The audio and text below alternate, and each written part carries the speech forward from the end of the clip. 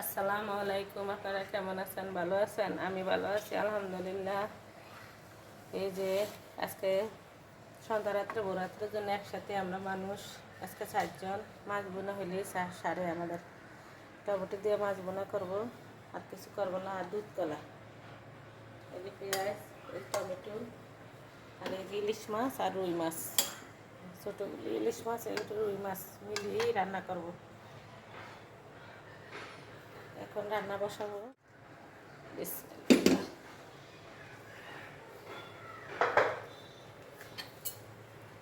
আগে ভাতের মাঠটা গাইলে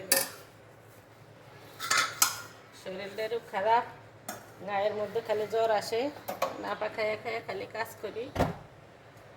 আজকে আমি বোনের বাসার থেকে আসছি, তো দুপুরবেলা 2টার দিকে ইফতারি বানানোর সময় নেই, সেগুলো আমরা ইফতারে কিনে আনা হয়েছে।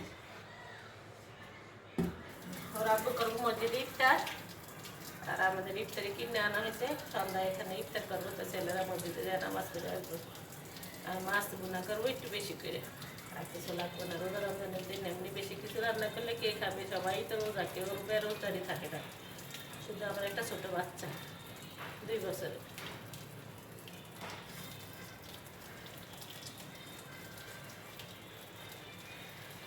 টিকা দিয়ে নিলাম। এখন এখন মাছটা রান্না করবো, আর এক পাশে দুধটা গরম করবো।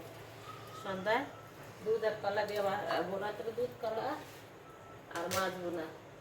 মাংস টাংস ভালো লাগে না, আজকে কয়দিন একটা না 3-4 দিন বোনের বাসায় একটা না মাংস খাইছি, না মাংস ভালো লাগে না।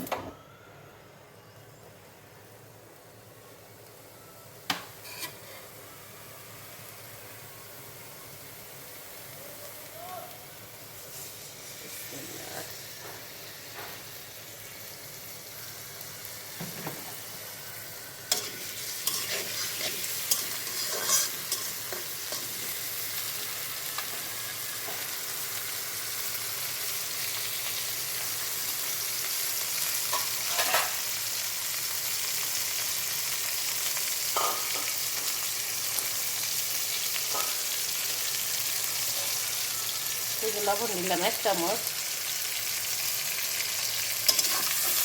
শরীরে যদি জ্বর থাকে তাহলে শরীরে ভালো লাগে।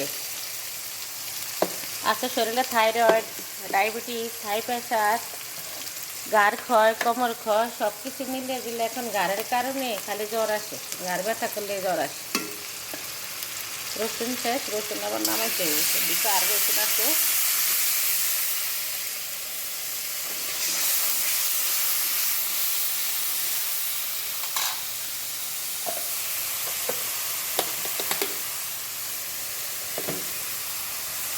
গাড়ের কারণে, মাথার কারণে খালি খালি জ্বর আসে, আর খালি নাপা খেয়ে খেয়ে খালি কাজ করি। আমার বোনেরও একই অবস্থা। এখন কী করবো, শরীরও আছে, রোগও আছে, খাওয়ানো তো আর বন্ধ নয়, খাওয়া তো লাগবে।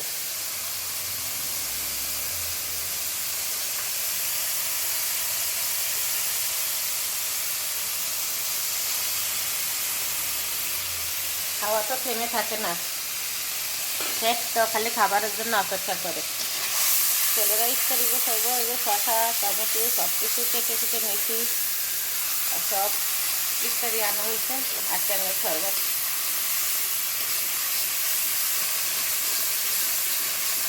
মেয়ে ওখানে কতক্ষণ পরে পরে কান্না করে, মেয়ে যা যন্ত্রণা করে। এ দিয়ে দিলাম হলুদের গুঁড়া 1 চামচ, মরিচের গুঁড়া 1 চামচ দিলাম, আরও আধা চামচ দিব।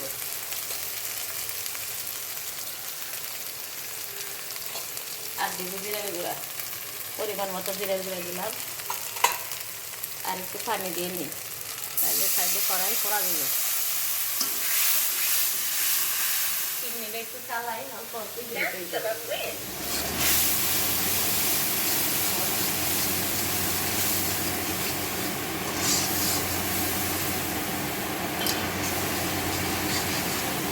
সব তেল কাজটা দিয়ে বোঝা যায় কত কষ্টে রান্নাঘর পরিষ্কার করার লাগে। 10-15 দিনের মাথা মাথায় পরিষ্কার করতে হয়, গ্লাস দিয়ে দিলাম টমেটো।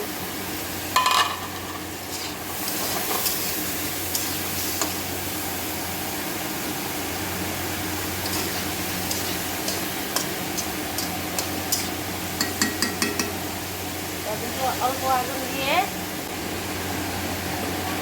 এখন ঢেকে রাখলাম।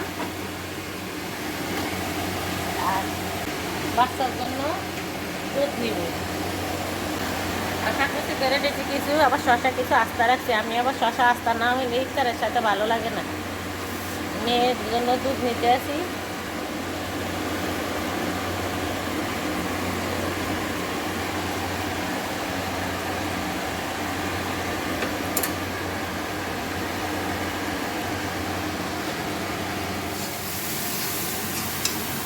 এই যে পানি দিয়ে দিলাম, আরো পানি দিব।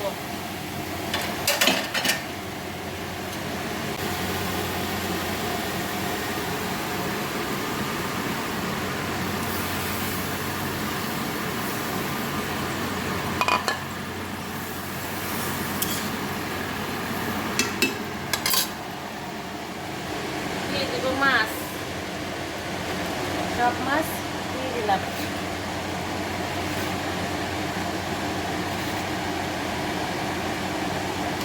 যার যেটা ভালো লাগে সে সেটা খাইব।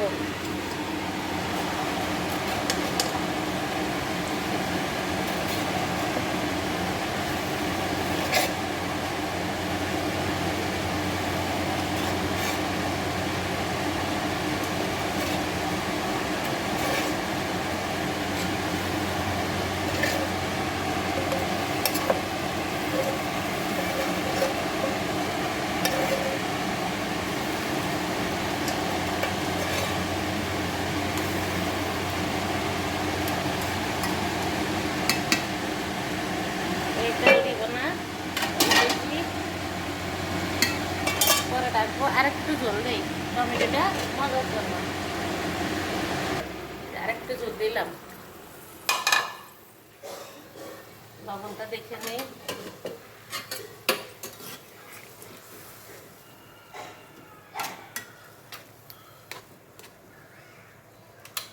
লবণটা দেখি তারপর লবণ দিব।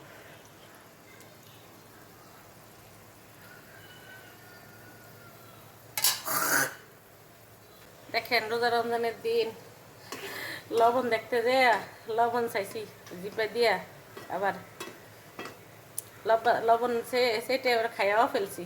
এখন আবার যে কুলি করছি, একটু লবণ লাগবো।